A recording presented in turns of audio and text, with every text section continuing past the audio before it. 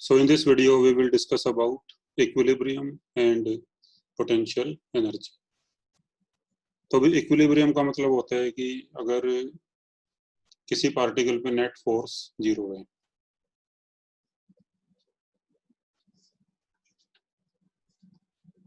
equilibrium means net force on the particle is 0.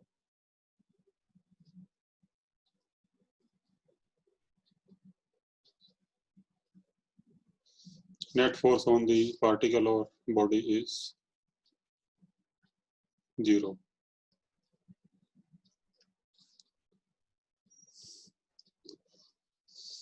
तो देखो net force अगर 0 है, इसका मतलब है कि acceleration of the body will be 0. So acceleration of body will be 0. और अगर एक्सेलरेशन 0 है तो फिर इसमें दो कंडीशन हो सकती हैं कि या तो बॉडी रेस्ट पे है या फिर बॉडी किसी कांस्टेंट वेलोसिटी से मूव कर रही है.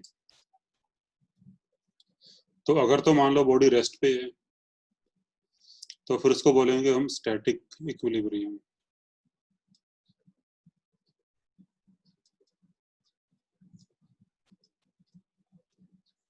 If body is at rest.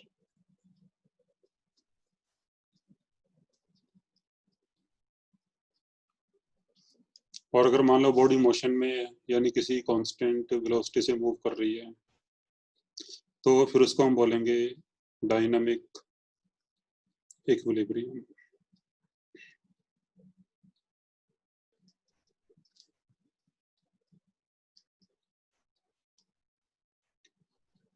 If body is moving with some constant velocity, तो इन दोनों ही कंडीशंस में एक्सेलरेशन 0 होगी और एक्सेलरेशन 0 है तो नेट फोर्स 0 होगा और नेट फोर्स अगर 0 है then body is said to be in equilibrium.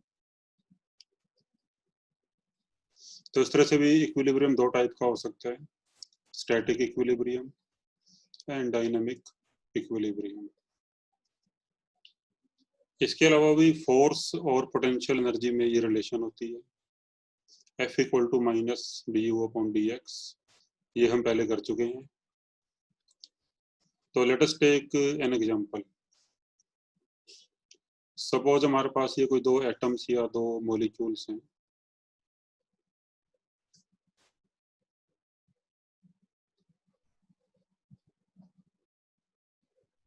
They are at some distance from each other.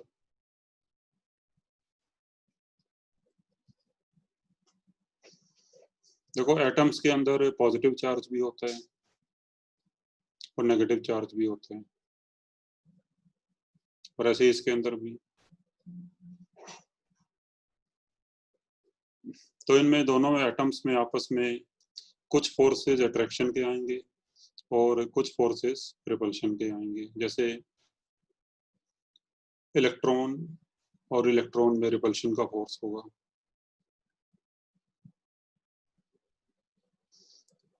Positive और पॉजिटिव चार्ज यानी न्यूक्लियस और न्यूक्लियस के बीच में भी आपस में रिपल्शन फोर्स होगा.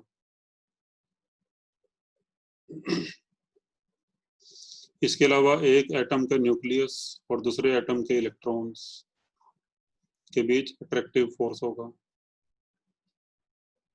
और इसके न्यूक्लियस और इलेक्ट्रॉन के बीच अट्रैक्टिव फोर्स होगा. तो कुछ फोर्सेस यहाँ पे अट्रैक्शन के हैं, कुछ फोर्सेस रिपल्शन के हैं. अब जो नेट फोर्स है भी इनके बीच में, दैट कैन बी रिपल्सिव और दैट कैन बी अट्रैक्टिव. तो net force between these two atoms या molecules जो भी हैं can be attractive or can be repulsive.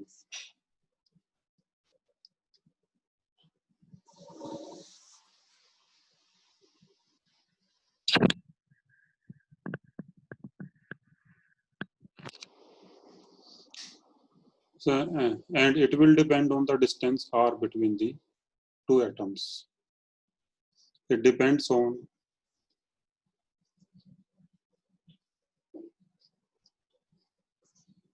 distance r between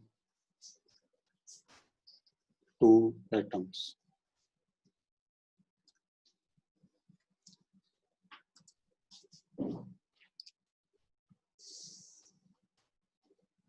और एक डिस्टेंस वो भी होती है भी जब नेट फोर्स 0 हो जाता है, यानी जितना फोर्स अट्रैक्टिव लगेगा उतना ही रिपल्सिव लगेगा, तो नेट फोर्स 0 हो जाएगा. तो at some distance, say when r equal to r naught, the net force becomes 0. तो फिर ना तो इनके बीच में नेट फोर्स अट्रैक्टिव होगा और ना ही रिपल्सिव होगा, तो नेट फोर्स 0 हो जाएगा. Then this distance r naught is known as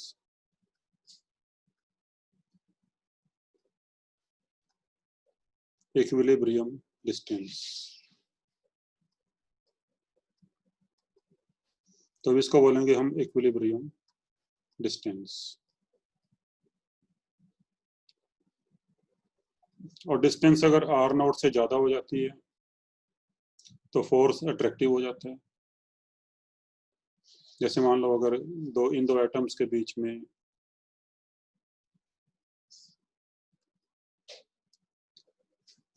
अगर डिस्टेंस मान लो r नॉट है, तो नेट फोर्स 0 हो जाएगा. तो नेट फोर्स यहाँ पे 0 हो जाता है. और अगर डिस्टेंस हम बढ़ा दें इनके बीच में,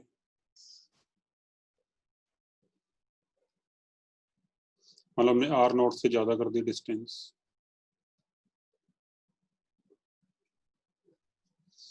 तो here r becomes greater than r not, तो फिर इनके बीच में नेट फोर्स आ जाता है अट्रैक्टिव.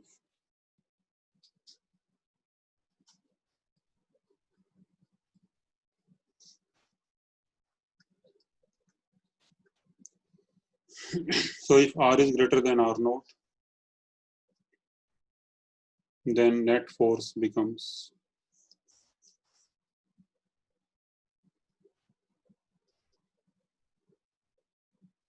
attractive. और अगर डिस्टेंस r नॉट से कम कर दें हम,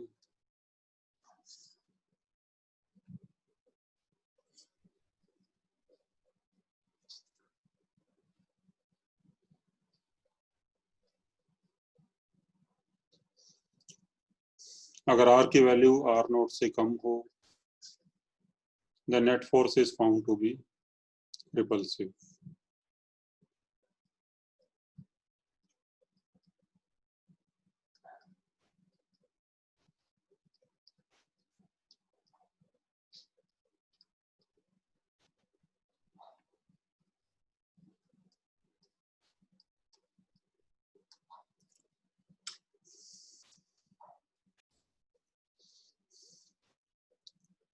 तो भी अगर हम दो एटम्स के बीच जो फोर्स है उसका ग्राफ ड्रा करें with respect to distance r, तो ये ग्राफ कुछ इस तरह से आता है.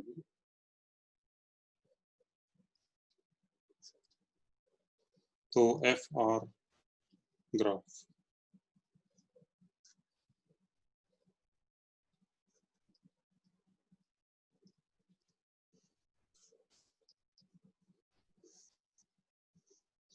तो ये ग्राफ ड्रा करने के लिए हम जो साइन कन्वेंशन लेंगे, तो साइन कन्वेंशन ये होगी कि अगर फोर्स अट्रैक्टिव है तो नेगेटिव लेंगे,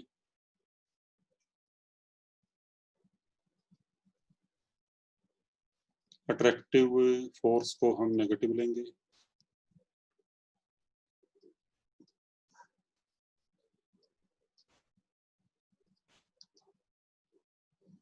और जो रिपल्सिव फोर्स है भी उसको पॉजिटिव लेंगे. So that is our sign convention. तो अगर हम ग्राफ ड्रा करते हैं F4 फोर्स और डिस्टेंस के बीच, तो ये ग्राफ कुछ ऐसे आता है.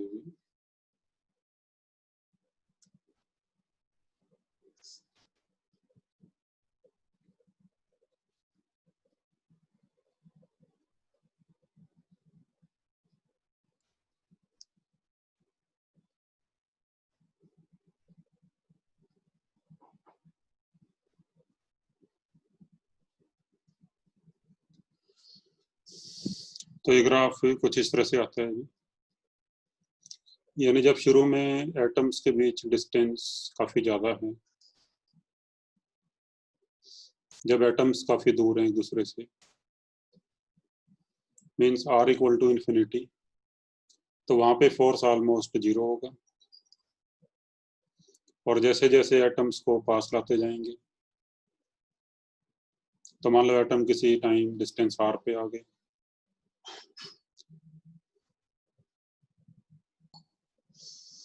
तो इनके बीच अगर डिस्टेंस हम कम करते जाएं, यानी R की वैल्यू कम करते जाएं, तो शुरू में फोर्स होता है अट्रैक्टिव. तो इनिशियली फोर्स इज अट्रैक्टिव और बढ़ता जाता है.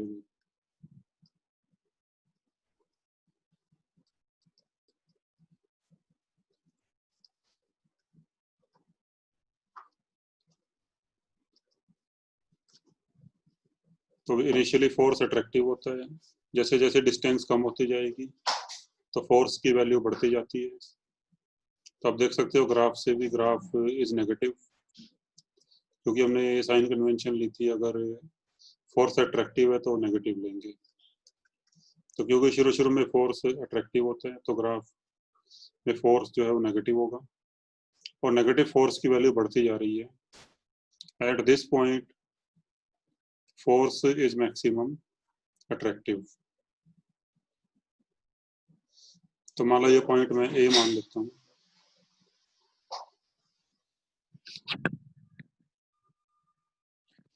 तो एट ए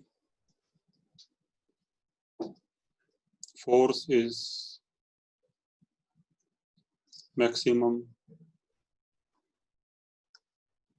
attractive. उसके बाद डिस्टेंस अगर और कम करेंगे ए से, तो फोर्स फिर भी अट्रैक्टिव ही रहेगा, लेकिन अट्रैक्टिव फोर्स की वैल्यू कम होती जाएगी. और फिर इस डिस्टेंस पे भी, जब दोनों एटम्स के बीच डिस्टेंस से R0 हो जाएगी,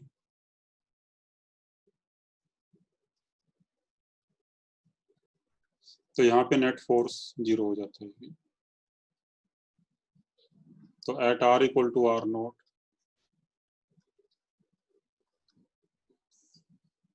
net force becomes 0.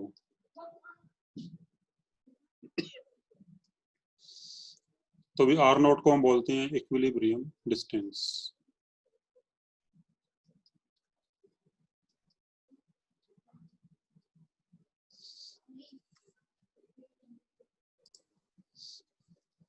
तो जब डिस्टेंस R0 हो जाएगी दो एटम्स के बीच, तो नेट फोर्स 0 हो जाता है. मतलब जितना फोर्स अट्रैक्टिव होता है उतना ही रिपल्सिव होता है, तो नेट फोर्स 0 हो जाता है. और अगर डिस्टेंस हम R0 से भी कम कर दें, तो फिर फोर्स पॉजिटिव हो जाता है, यानी फोर्स रिपल्सिव हो जाता है. तो for R less than R0, force becomes repulsive. So this is the graph between graph of force between two atoms when the atoms are brought closer from infinity to some distance. Infinity पे net force 0 होगा, और जैसे जैसे उनको पास लाते जाएंगे तो पहले force attractive होगा, कहीं पे आके फोर्स मैक्सिमम अट्रैक्टिव होगा, उसके बाद भी कुछ टाइम तक फोर्स अट्रैक्टिव रहेगा, लेकिन उसकी वैल्यू कम होती जाएगी, और R equal to R naught पे आके नेट फोर्स 0 हो जाएगा, और उसके बाद जो फोर्स है वो रिपल्सिव हो जाएगा। ठीक है भी। अब इसमें अगर potential energy versus distance graph draw करना हो तो वो ग्राफ कैसा आएगा?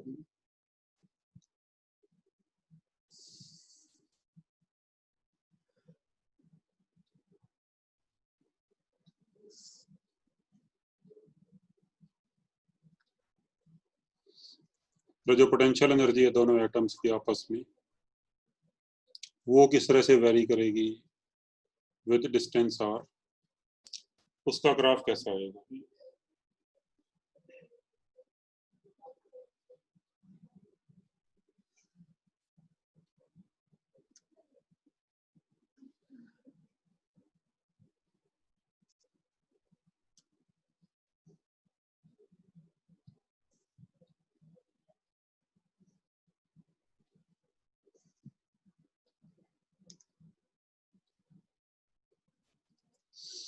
तो before we draw the graph, एक ये कंसेप्ट समझ लोगी,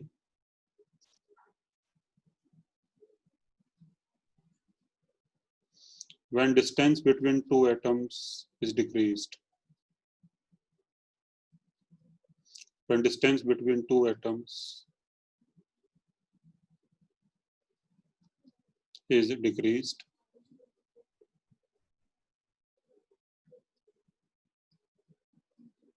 then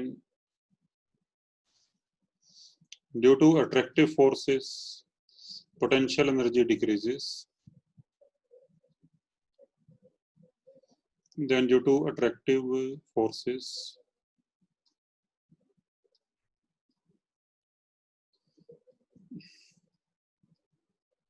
potential energy decreases,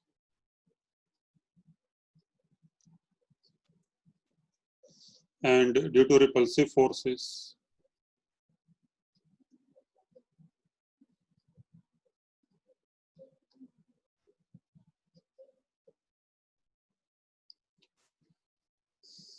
potential energy increases। देखो ये कैसे भी, मान लो दो एटम्स को हम पास लेके आ रहे हैं,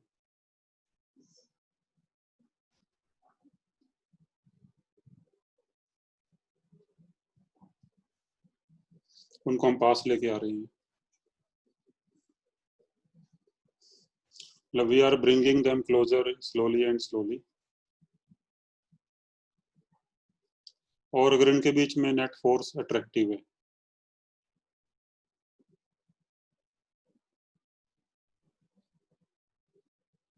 तो इन फोर्सेस को बैलेंस करने के लिए हमें इस तरफ फोर्स लगाने पड़ेंगे, because we have to bring the atoms closer slowly and slowly। तो जितना अट्रैक्टिव फोर्स इनके बीच में होगा उतना ही फोर्स हमें भी लगाना पड़ेगा in opposite direction, so that the atoms move slowly and they do not accelerate। तो अगर हम फोर्स ऐसे लगा रहे हैं अभी, तो you can see that our force is opposite to displacement. जैसे डिस्प्लेसमेंट इस तरफ हो रही है, फोर्स हम ऐसे लगा रहे हैं, और इस केस में डिस्प्लेसमेंट इस तरफ हो रही है और फोर्स हम ऐसे लगा रहे हैं, तो our force is doing negative work. तो our force is doing negative work, क्योंकि हमारा फोर्स डिस्प्लेसमेंट के अपोजिट है। और अगर सपोज अगर मान लो एटम्स के बीच में फोर्स रिपल्सिव होता,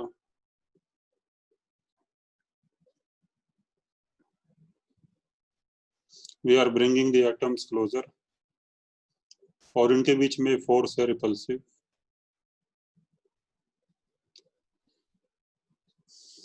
तो फिर हमें फोर्स इस तरफ लगाना पड़ता है। फिर हमारा फोर्स और डिस्प्लेसमेंट सेम डायरेक्शन में है, तो our force will do here positive work.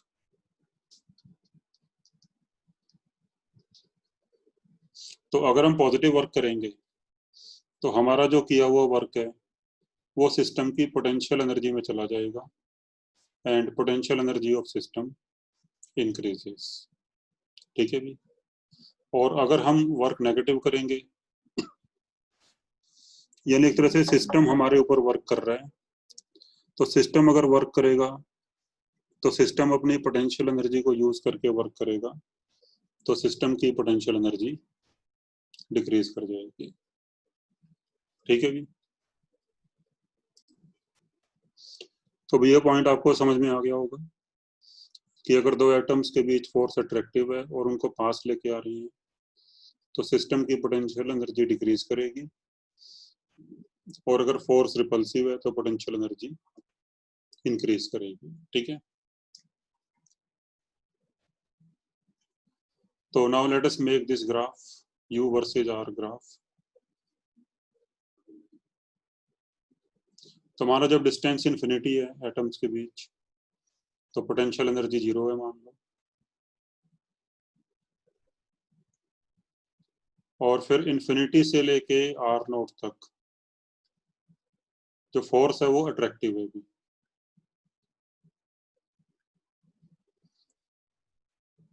तो R की value from infinity to R0, force is attractive, और अट्रैक्टिव फोर्स की वजह से पोटेंशियल एनर्जी डिक्रीज करेगी, यानी up to distance R0 potential energy जो है वो डिक्रीज करती जाएगी। तो फिर इसका ग्राफ कुछ ऐसे होगा।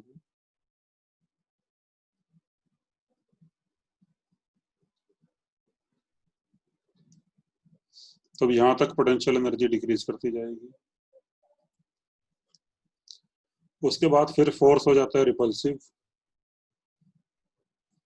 और फिर जब फोर्स रिपल्सिव हो जाएगा तो फिर पोटेंशियल एनर्जी इंक्रीज होना स्टार्ट हो जाएगी। तो फिर पोटेंशियल एनर्जी इंक्रीज करेगी, तो ग्राफ कुछ ऐसे आएगा।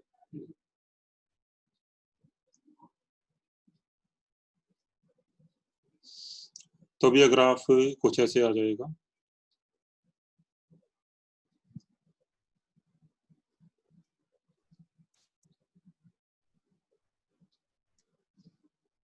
तो अप टू डिस्टेंस R0 क्योंकि फोर्स अट्रैक्टिव है तो पोटेंशियल एनर्जी कम होती जाएगी, and at R equal to R0 potential energy is minimum.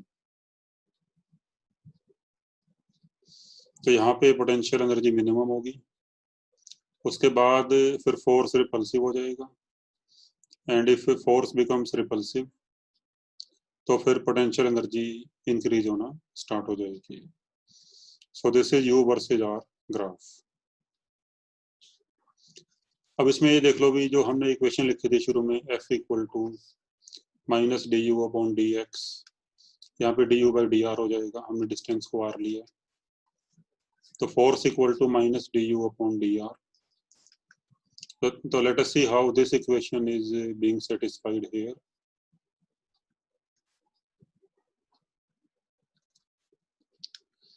तो भी अगर आप इस पॉइंट पे देखो तो DU upon DR basically slope है भी। DU upon DR is slope of potential energy versus distance graph। तो अगर हम यहाँ पे देखें 20 पॉइंट पे, तो यहाँ पे इस ग्राफ का स्लोप 0 होगा। तो यहाँ पे स्लोप 0 है, यानी DU अपॉन DR 0 होगा, तो फिर यहाँ पे फोर्स की वैल्यू 0 होगी। ठीक है। फिर अगर हम सपोज यहाँ पे देखें किसी पॉइंट पे, तो यहाँ पे अगर टेंजेंट ड्रा करें तो यहाँ पे स्लोप आएगा पॉजिटिव। तो हेयर स्लोप इज पॉजिटिव, यानी DU by DR is positive. तो D you by D R अगर पॉजिटिव है तो फिर एफ नेगेटिव होगा। तो you can see that here F is negative, और यहाँ पे एफ है मैक्सिमम नेगेटिव, तो फिर यहाँ पे स्लोप होगा मैक्सिमम नेगेटिव। तो at this point slope is maximum positive. So यहाँ पे फोर्स होगा मैक्सिमम नेगेटिव, तो स्लोप होगा मैक्सिमम पॉजिटिव। तो here at this point slope is maximum positive. यहाँ पे स्लोप जीरो है और इन्फिनिटी पे भी स्लोप जीरो हो जाएगा क्योंकि फोर्स की वैल्यू जीरो है। और इसके बाद अगर यहाँ किसी पॉइंट पे देखें, यहाँ पे स्लोप नेगेटिव है, तो यहाँ पे D you by D R negative है।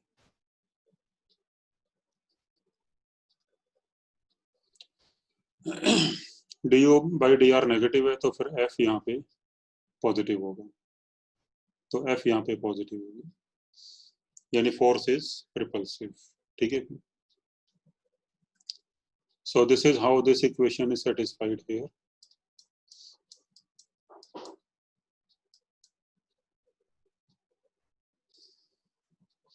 So look at these three questions. एक बार आप इनको खुद ट्राई करो। इनके आंसर्स हैं C, B, C. So let's see how to do this. Potential energy of a particle in a field is U equal to A upon R square minus B upon R, where A and B are constants. The value of R in terms of A and B, where force on the particle is 0. तो भाई force की value होती है minus D you by D R.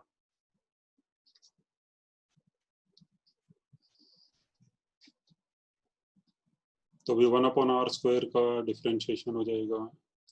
पहले अब you को ऐसे लिख लो, r की पावर -2, r की पावर -1। तो जब डिफरेंशिएशन करेंगे तो -2 पावर नीचे आ जाएगी, एक पावर कम हो जाएगी, तो r की पावर -3 वो नीचे आके प्लस हो जाएगी, और ये -1 नीचे आएगा तो प्लस हो जाएगा, और r की पावर -2 नीचे आके +2, और इस फोर्स को 0 पुट कर दिया, तो यहाँ से भी r की वैल्यू आ जाएगी 2a/b। तो इसका सी आंसर आ जाएगा। फिर इसके बाद अभी potential energy versus displacement curve for one dimensional conservative field is shown. तो force at A and B. तो अभी पॉइंट ए पे देखो स्लोप नेगेटिव है, तो फोर्स पॉजिटिव होगा, और पॉइंट बी पे स्लोप पॉजिटिव है तो फोर्स नेगेटिव होगा। तो फिर इसका आंसर हो जाएगा B. Question number 3, the potential energy of a particle varies with distance x as shown in the graph. The force acting on the particle is 0 at। तो force कहाँ पे 0 होगा? तो फोर्स वहां पे 0 होगा जहाँ पे D you by D R 0 हो जाए, यानी जहाँ पे स्लोप 0 हो जाए। तो स्लोप 0 होगा पॉइंट बी पे या पॉइंट सी पे। तो फिर इसका आंसर हो जाएगा सी।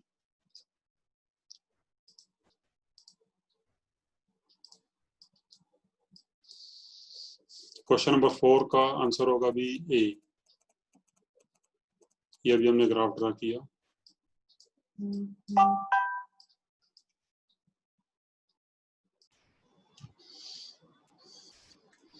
The next point अभी types of equilibrium।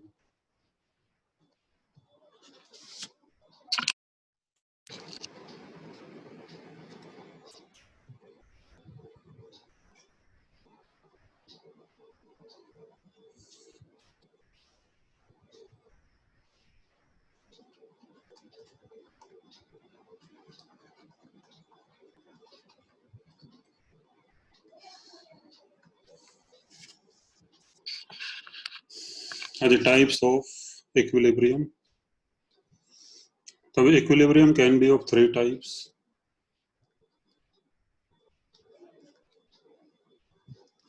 Stable equilibrium,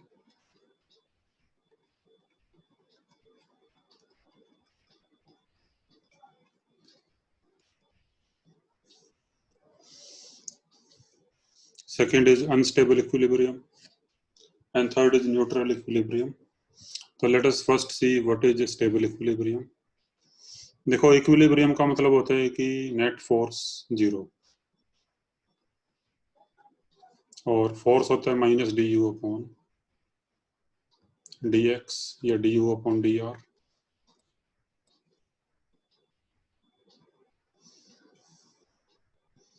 So when the particle is in stable equilibrium, its potential energy is minimum. So potential energy is minimum.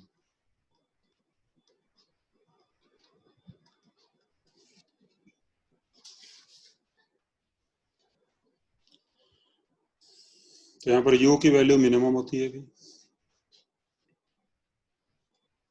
And if the particle is displaced slightly from its equilibrium position,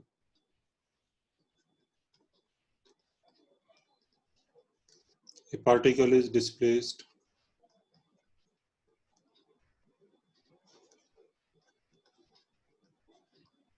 slightly from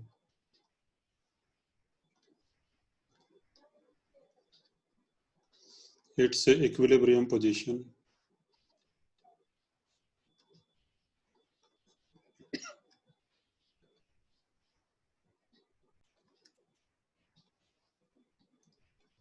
then forces act on the particle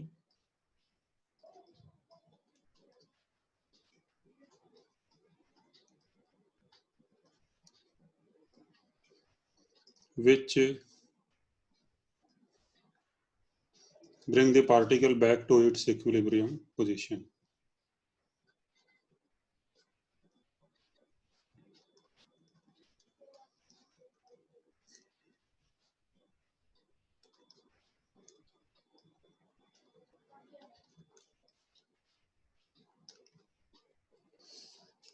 तो ये होता है भी stable equilibrium. और second है भी unstable equilibrium.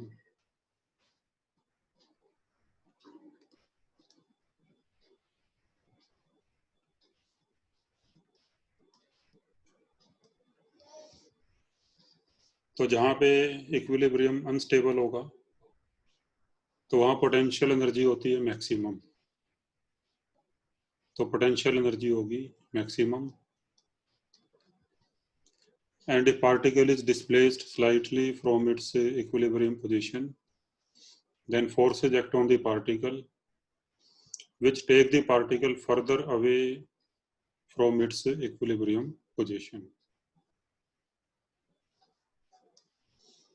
यानी जो स्टेबल इक्विलिब्रियम है उसमें तो ये होगा कि अगर हम पार्टिकल को हल्का सा उसको डिस्प्लेस करें इधर उधर उसकी इक्विलिब्रियम पोजीशन से, तो उसमें फोर्सेज इस तरह से जनरेट होते हैं कि वो पार्टिकल को वापस उसकी उसी ओरिजिनल पोजीशन पे लाने की कोशिश करते हैं.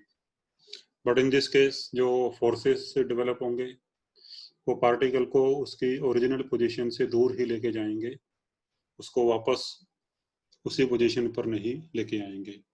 तो फिर ये होता है अनस्टेबल इक्विलिब्रियम. तो if particle is displaced slightly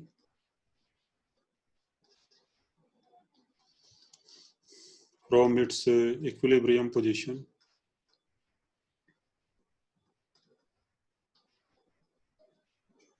then forces act on the particle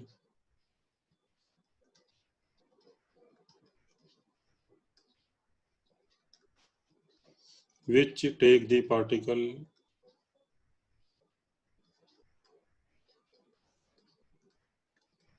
away from its equilibrium position.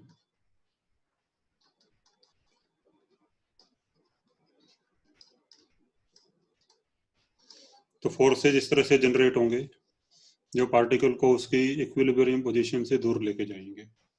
So this is unstable equilibrium.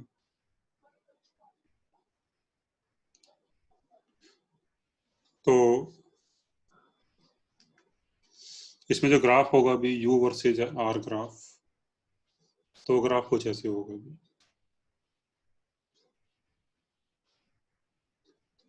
Consider this graph.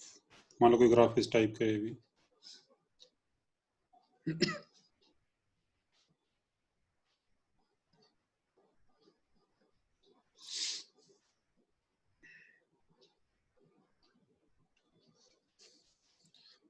If you look at this position,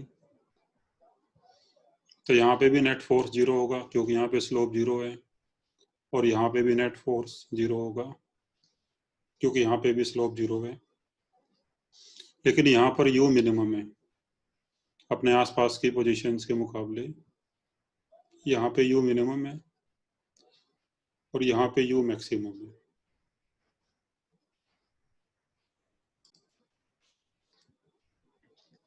तो फिर ये हो जाएगा भी stable equilibrium.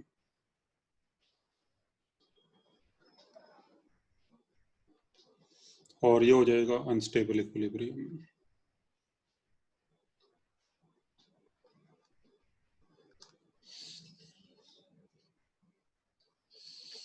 तो जैसे हमने पीछे डिस्कशन किया था ये वाला, तो पॉइंट बी है अनस्टेबल इक्विलिब्रियम और सी है स्टेबल इक्विलिब्रियम. और इस केस में पोटेंशियल एनर्जी मिनिमम थी. So this is also the case of stable equilibrium.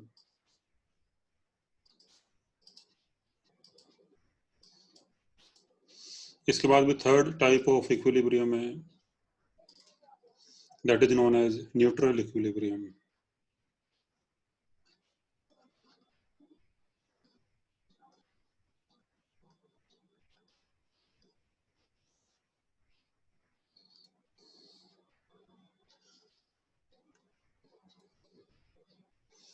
तो यहाँ पे भी u कांस्टेंट रहता है, u रिमेन्स सेम. और ग्राफ ऐसे होएगा इसमें भी.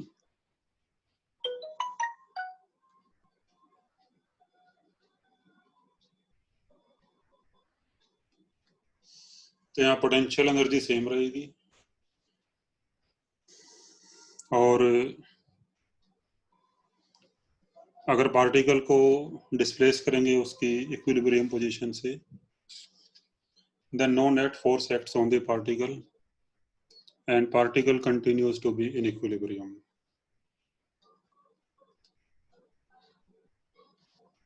A particle is displaced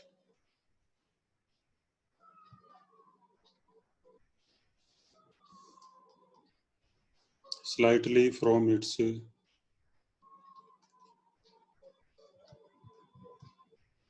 equilibrium position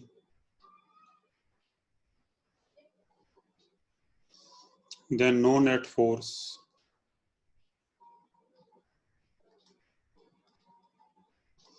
acts on the particle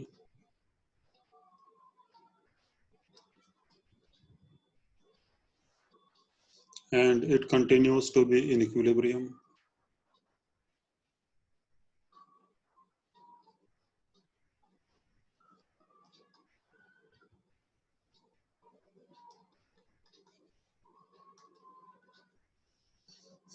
At the new displaced position.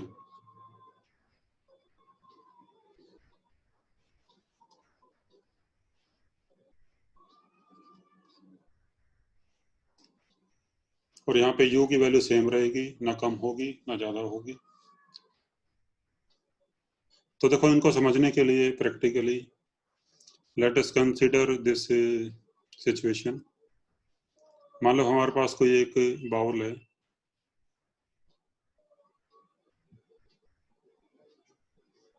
कोई कटोरी जैसे कोई बाउल है हमारे पास, और हमने उसमें कोई छोटी सी कोई गोली या कोई स्फीयर इसमें रख दिया हमने. तो ये बॉटम मोस्ट पोजीशन पे जब होगा तो रेस्ट पे होगा and this is an equilibrium. अगर हम इस स्फीयर को हल्का फुल्का इधर उधर डिस्प्लेस करें तो वापस ये अपनी इसी पोजीशन पे आएगा finally. So this is a kind of stable equilibrium. Stable equilibrium.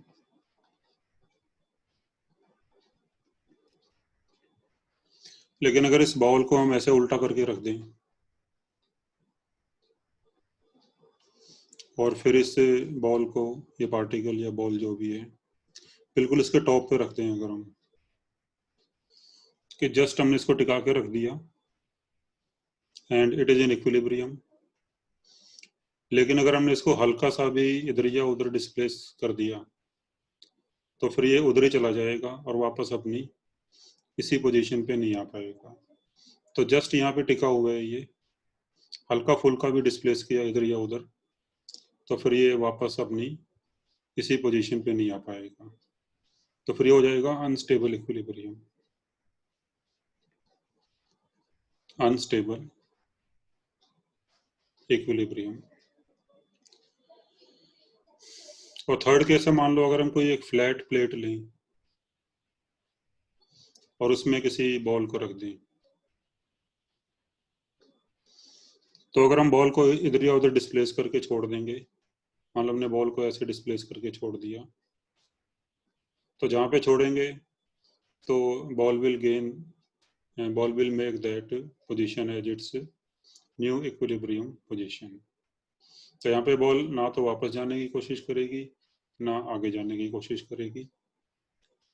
तो फिर यहाँ तो इसको बोलेंगे हम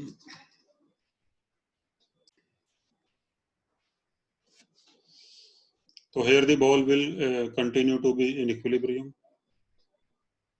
तो this is known as neutral equilibrium.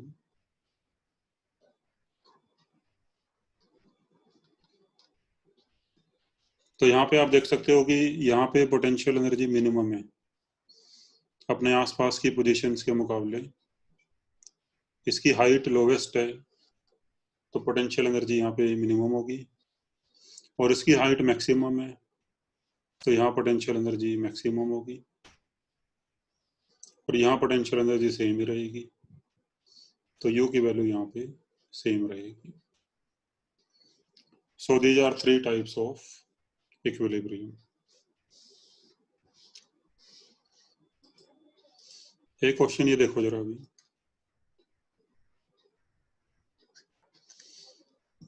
मान लो आपको फोर्स वर्सेस डिस्टेंस ग्राफ दिया हुआ है दो पार्टिकल्स के बीच.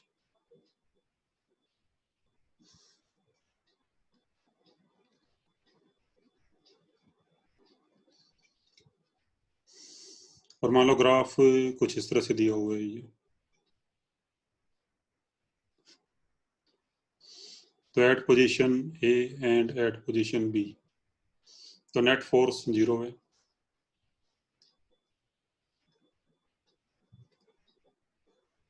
Eight x equal to a net force 0 है, और एक्स इक्वल टू बी पे भी नेट फोर्स 0 है. यानी एक्स इक्वल टू ए पे भी इक्विलिब्रियम है और एक्स इक्वल टू बी पे भी इक्विलिब्रियम है. तो आपने ये बताना है कि इनमें से कौन सा इक्विलिब्रियम स्टेबल है और कौन सा अनस्टेबल है. तो इन दोनों में से which equilibrium is stable and which is unstable, तो ये आपने बताना है भी इसमें. तो देखो, अगर हम पॉइंट ए की बात करें, मान लो दो पार्टिकल्स हैं, जब इनके बीच में डिस्टेंस ए है मान लो, तो नेट फोर्स 0 है. अब मान लो हमने डिस्टेंस ए से थोड़ी बढ़ा दी, डिस्टेंस हमने थोड़ी बढ़ा दी इनके बीच में, तो फोर्स इनके बीच में हो गया नेगेटिव. तो फोर्स हो गया नेगेटिव. नेगेटिव का मतलब है अट्रैक्टिव फोर्स. तो फिर इन पार्टिकल्स के बीच में फोर्स आ जाएंगे and this force will try to bring back the particles to their initial position. तो ये फोर्सेस पार्टिकल्स को वापस उनकी उसी पोजीशन पे लाने की कोशिश करेंगे So this equilibrium is stable. या अगर मान लो डिस्टेंस कम करते हो पार्टिकल्स के बीच,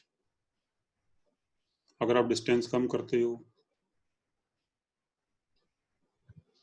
तो फिर फोर्स आ रहा है पॉजिटिव, और पॉजिटिव का मतलब है रिपल्सिव. तो again forces will be repulsive and again forces will try to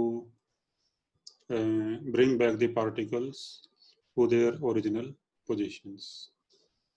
तो हम बॉडीज को चाहे जिस मर्जी डायरेक्शन में डिस्प्लेस करें, तो फोर्सेस इस तरह से लग रहे हैं कि वो फोर्सेस इन बॉडीज को उनकी ओरिजिनल पोजीशन पे लाने की कोशिश कर रहे हैं.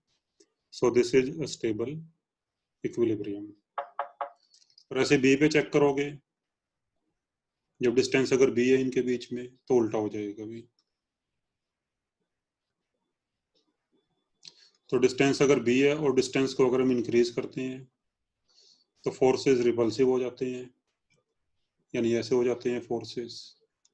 तो फिर ये बॉडीज को और दूर लेके जाएंगे और बॉडीज वापस कभी अपनी ओरिजिनल पोजीशन पे नहीं आ पाएगी.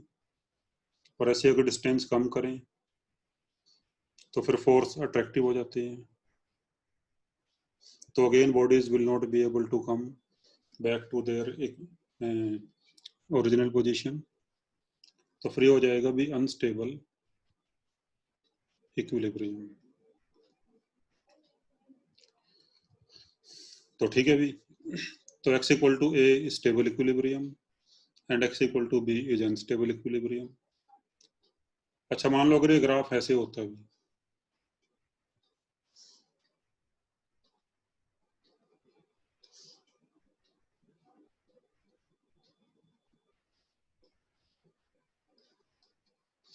ये ग्राफ मान लो ऐसे होता है, अगर x equal to a x equal to b,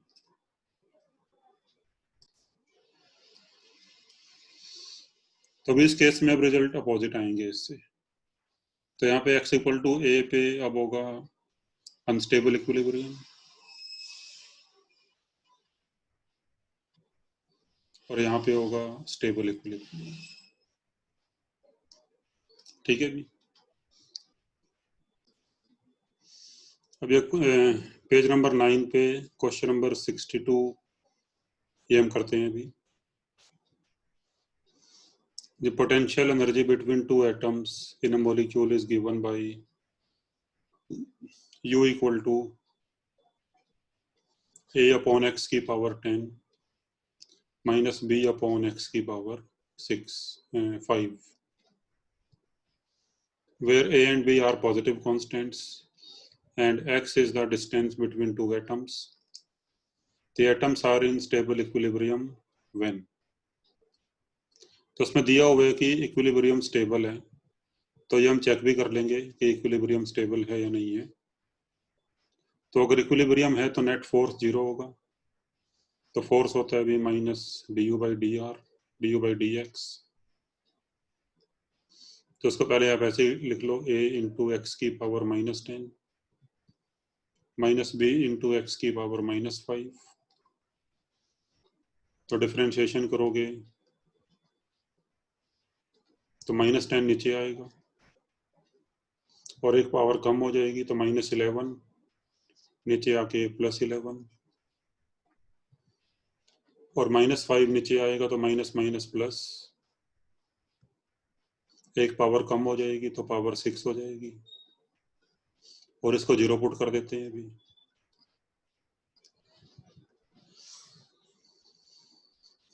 तो यहाँ से आएगा 5b अपॉन एक्स की power 6 is equal to 10a upon x की पावर 11. ये पावर कट के 5 बचेगा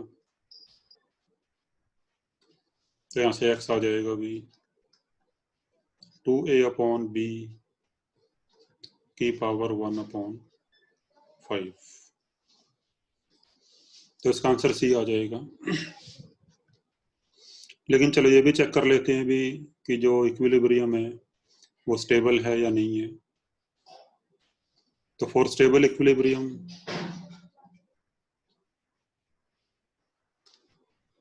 पोटेंशियल एनर्जी मिनिमम होनी चाहिए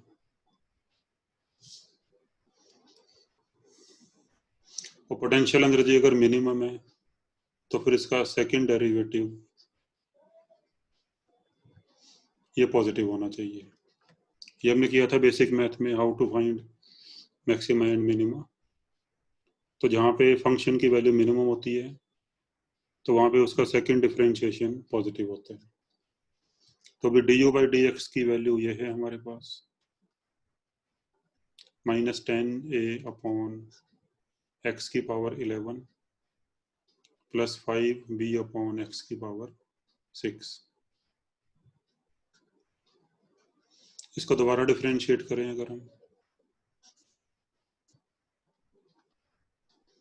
तो इसको लिख लो -10a/x की पावर -11 प्लस 5b/x की पावर -6। -11 नीचे आएगा, एक पावर कम हो जाएगी,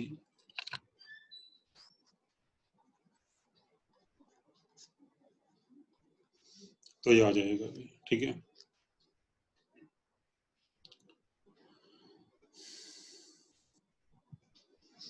और इसमें से अगर हम x² कॉमन ले लें,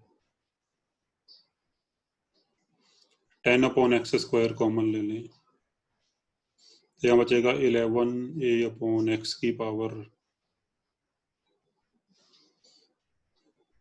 x की पावर 7 ही कॉमन ले लेते हैं,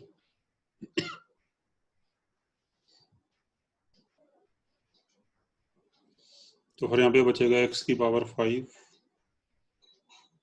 -3b, और x की पावर 5 की वैल्यू है 2a/b, तो यहाँ पे रखो अगर 2a/b,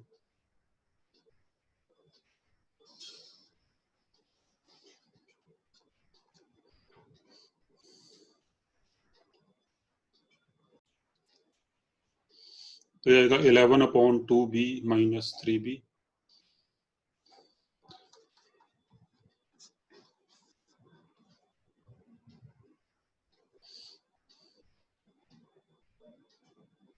तो अब ये 2.5b आ जाएगा, और b एक पॉजिटिव कांस्टेंट है, तो फिर इसकी वैल्यू 0 से बड़ी आएगी।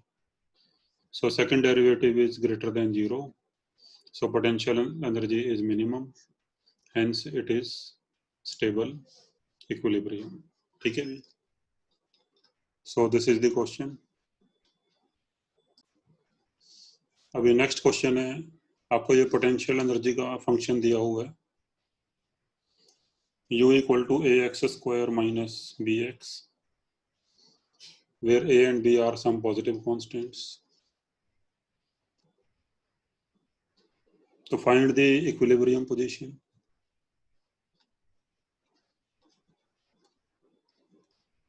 Find the equilibrium position and discuss whether it is stable, unstable or neutral equilibrium.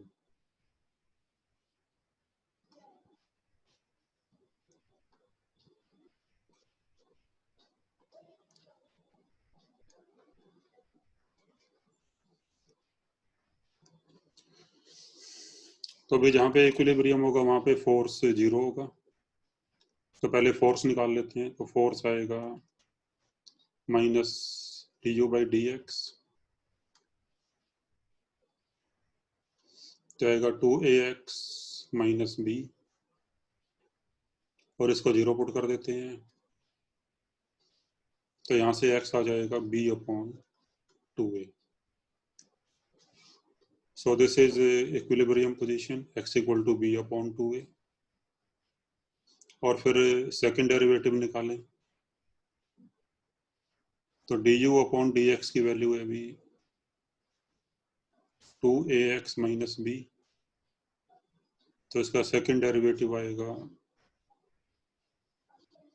2a, b का 0 हो जाएगा, 2ax का डिफरेंशिएशन 2a, और a पॉजिटिव कांस्टेंट है, तो फिर इसकी वैल्यू 0 से बड़ी होगी, तो सेकंड डेरिवेटिव पॉजिटिव आ रहा है, that means u is minimum,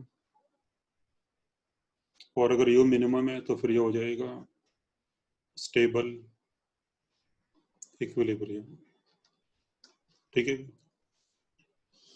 तो ये इसका आंसर हो जाएगा अभी। सो x equal to b upon 2a is stable equilibrium. ये क्वेश्चन नंबर 11 देखो भी, पेज नंबर 10 पे।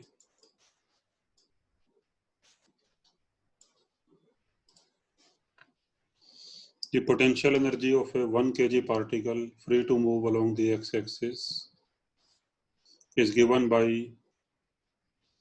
मतलब कोई पार्टिकल है जो एक्स एक्सिस पे मूव कर सकता है आगे पीछे, तो उसकी पोटेंशियल एनर्जी हमें दी हुई है, इसको हम यू मान लेते हैं। तो यू इक्वल टू एक्स की power 4/2 minus x square upon 2 joule, and total mechanical energy of the particle is 2 joule. तो जो टोटल एनर्जी है पार्टिकल की वो होती है sum of k e plus p e, and that is given to be 2 joule. Then maximum speed क्या होगी particle की, तो ये हमने बताना है। तो देखो स्पीड मैक्सिमम होगी अगर काइनेटिक एनर्जी मैक्सिमम होगी, तो स्पीड इज मैक्सिमम इफ के इज मैक्सिमम।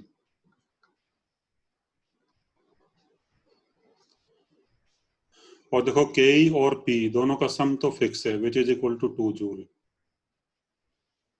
के और पी का सम तो फिक्स है, तो फिर के मैक्सिमम कब होगी, जब यू मिनिमम होगी, एंड के is maximum if you is minimum. क्योंकि दोनों का सम तो फिक्स है ना भी, जब यू मिनिमम होगी तो फिर ऑब्वियसली के की वैल्यू मैक्सिमम होगी।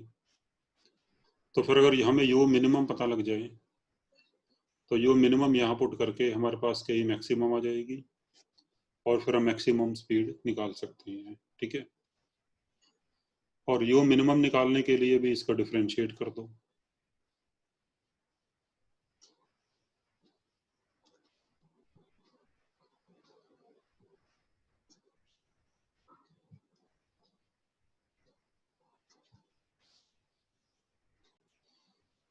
तो इसको डिफरेंशिएशन करके ये आ जाएगा, और इसको 0 पुट कर दो भी।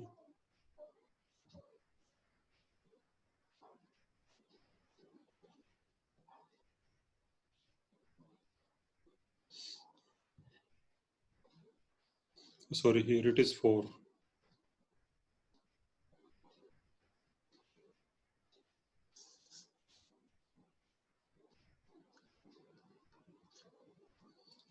तो फिर आएगा x cube minus x equal to 0।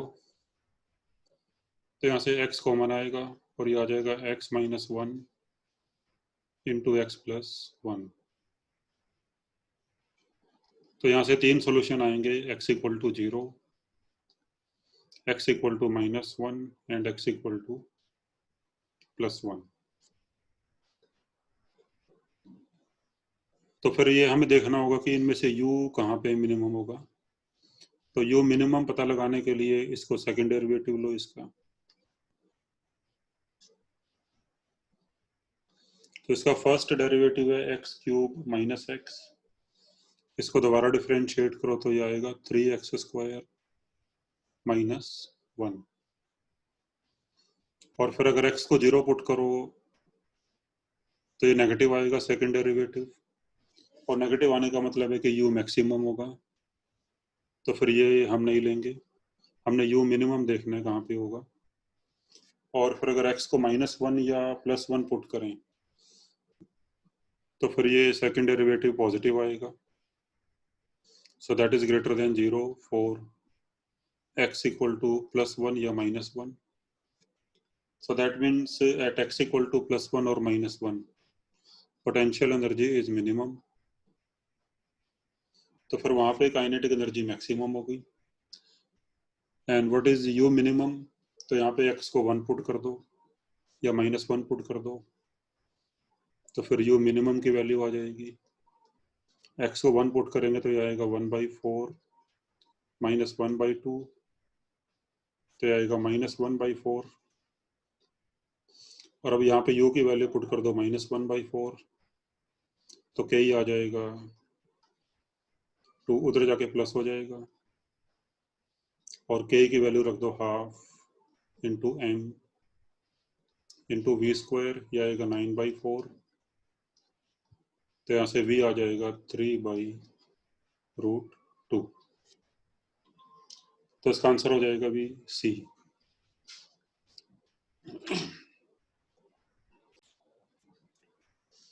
I look at this question, इसका आंसर होगा D। एक बार आप खुद ट्राई करो इसको और इसके बाद फिर आगे कंटिन्यू करो वीडियो को। In the figure, the variation of potential energy of a particle of mass 2 kg is represented with respect to its x coordinate. The particle moves under the effect of this conservative force along the x-axis. मतलब कोई particle है जिसका मास है 2 kg and that particle is moving along the x-axis, और किसी position x पे उसके जो पोटेंशियल एनर्जी है उसका ग्राफ हमें दिया हुआ है कि how the potential energy of particle is varying. तो which of the following statements is incorrect, तो इनमें से कौन सी स्टेटमेंट इनकरेक्ट है ये हमें बताना है अभी। तो जो टोटल एनर्जी होती है that is basically sum of kinetic energy and potential energy. तो फर्स्ट ऑप्शन है भी, if it is released at the origin, यानी पार्टिकल को अगर हम ओरिजिन पे रख के छोड़ दें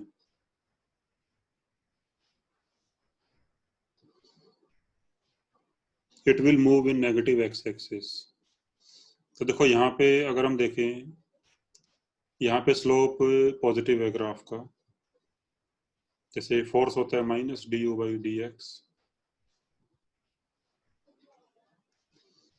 तो एट x इक्वल टू 0 जो u का ग्राफ है इसका स्लोप यहाँ पॉजिटिव है, यानी du/dx पॉजिटिव है, तो फिर फोर्स यहाँ पे नेगेटिव हो जाएगा।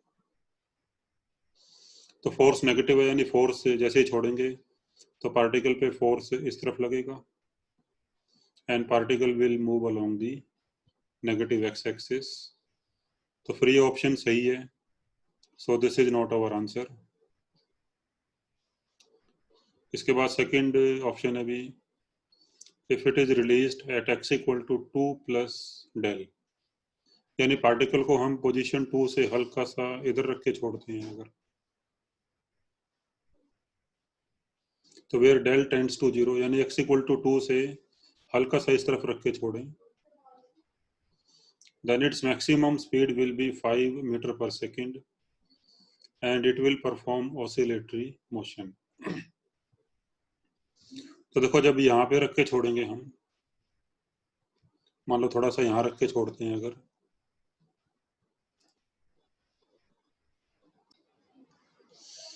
तो भी हमने पार्टिकल को x इक्वल टू 2 से हल्का सा इस तरफ रख के छोड़ा अगर, तो देखो यहाँ पे स्लोप नेगेटिव है तो फोर्स पॉजिटिव होगा, यानी जब पार्टिकल को यहाँ पे छोड़ेंगे तो इस पे फोर्स इस तरफ लगेगा and particle will move towards positive x direction. और यहाँ पे जो टोटल एनर्जी है पार्टिकल की वो है के प्लस पी, तो यहाँ पे वेलोसिटी 0 है अभी, हमने इसको छोड़ा है यहाँ पे, तो यहाँ पे वेलोसिटी 0 है, तो टोटल एनर्जी यहाँ पे होगी के 0 होगी और पोटेंशियल एनर्जी 10 जूल है यहाँ पे। तो फिर इस पे फोर्स लगता जाएगा और फिर पूछा है कि मैक्सिमम स्पीड इसकी 5 मीटर पर सेकंड होगी। तो मैक्सिमम स्पीड वहां पे होगी जहाँ पे के मैक्सिमम होगी और के मैक्सिमम वहां पे होगी जहाँ पे पोटेंशियल एनर्जी मिनिमम होगी। तो फिर इस पोजीशन पे x इक्वल टू 5 पे पोटेंशियल एनर्जी मिनिमम है विच इज -15 तो यहाँ पर के होगी मैक्सिमम,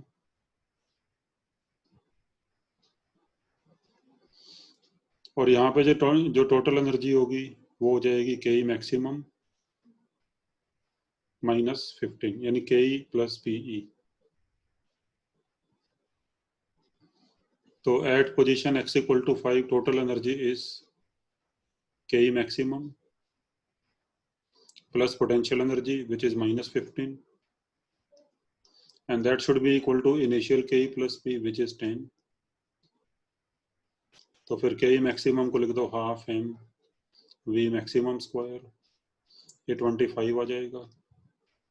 फिर m की वैल्यू 2 पुट कर दोगे यहाँ पे, तो यहाँ से सॉल्व करके V maximum आ जाएगा 5 मीटर पर सेकेंड। तो अभी यहाँ पे आके उसकी पोटेंशियल एनर्जी मिनिमम हो जाएगी, सॉरी, और काइनेटिक एनर्जी मैक्सिमम हो जाएगी। उसके बाद जब वो इस तरफ जाएगा भी, यानी यहाँ पे आके वेलोसिटी मैक्सिमम होगी, और फिर वो इस तरफ जाएगा तो यहाँ पे आके फोर्स हो जाएगा, स्लोप नेगेटिव हो गया तो फोर्स यहाँ सॉरी स्लोप यहाँ पॉजिटिव हो गया, स्लोप du/dr पॉजिटिव, तो फोर्स नेगेटिव हो जाएगा। यानी जब पार्टिकल इस पोजीशन के इस तरफ आ जाएगा तो फोर्स इस तरफ लगना शुरू हो जाएगा, और पार्टिकल की स्पीड कम होती जाएगी, और इसकी स्पीड फिर से 0 हो जाएगी यहाँ पे, जहाँ पोटेंशियल एनर्जी दोबारा से 10 जूल हो जाएगी। तो फिर से काइनेटिक एनर्जी 0 हो जाएगी यहाँ पे, क्योंकि कंजर्वेशन ऑफ एनर्जी लगाएं तो K प्लस P का सम हमेशा कांस्टेंट होना चाहिए। तो फिर अल्टीमेटली पार्टिकल इस पोजीशन और इस पोजीशन के बीच ऑसिलेट करेगा, तो यहाँ पे रुक के वापस आएगा, तो यानी इस पोजीशन और इस पोजीशन के बीच ऑसिलेट करेगा, और जो पोजीशन 5 है ये होगी मीन पोजीशन, तो इन दोनों पोजीशन के बीच ऐसे ऐसे ऑसिलेट करेगा ये, ठीक है भी। क्योंकि यहाँ पे आके फिर से वेलोसिटी 0 हो जाएगी, तो फिर इसके बियॉन्ड ये नहीं जा पाएगा, फिर वापस आ जाएगा, ठीक है। तो फिर ऑप्शन बी सही है, तो फिर ये हमारा आंसर नहीं होगा। If initially x equal to -10, मान लो पार्टिकल शुरू में यहाँ पे है, तो यहाँ पे इसकी पोटेंशियल एनर्जी है 15 जूल,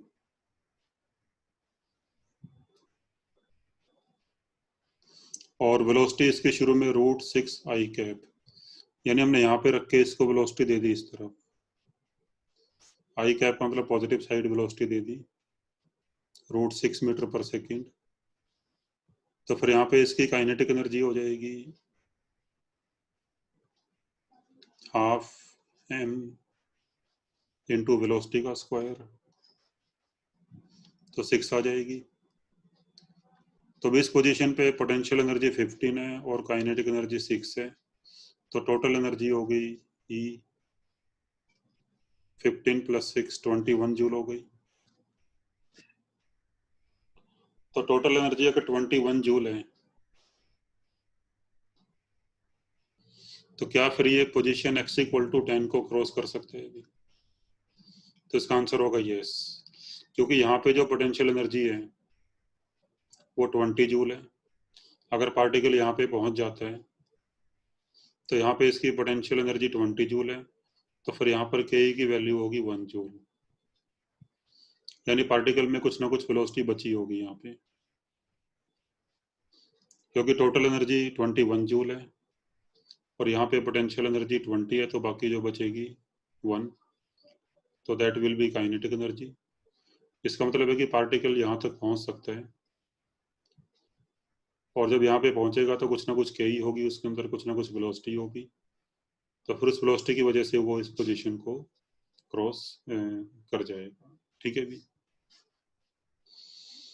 हाँ, अगर मान लो टोटल एनर्जी पार्टिकल की 20 से कम आती, मान लो अगर ये 21 की जगह पे 18 आती, तो फिर मैक्सिमम पार्टिकल यहाँ तक पहुंच सकता था, जहाँ पे इसकी एनर्जी टोटल 18 हो जाएगी।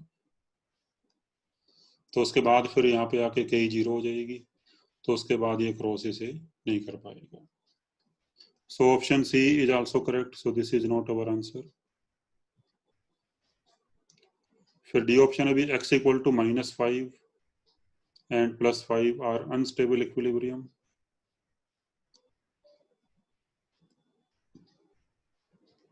तो भी x इक्वल टू -5 और +5 दोनों पर ही u की वैल्यू मिनिमम है। यहाँ भी u मिनिमम है और यहाँ पे भी u मिनिमम है। So both are the positions of stable equilibrium. जबकि यहाँ लिखा है अनस्टेबल, तो this option is wrong, so this is our answer. हमने इनकरेक्ट ऑप्शन बताना था अभी, तो इसका आंसर हो जाएगा डी। ठीक है भी। देखिए अभी एनसीईआरटी में ये क्वेश्चन दिए हुए हैं कुछ। क्वेश्चन नंबर 6.3, ये 4 फिगर दिए हुए हैं यहाँ पे। तो इन फिगर से रिलेटेड आपने ये क्वेश्चन दिया हुआ है, तो इसे एक बार आप ट्राई कर लेना। यहाँ पे ये V1 आएगा भी, ये जो पॉइंट है यहाँ पे V1 आएगा, ये करेक्शन कर लेना आप।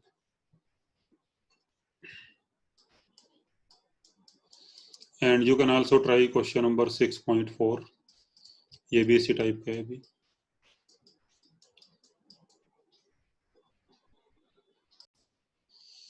तो अभी इस वीडियो में इतना ही करते हैं। Okay, thank you.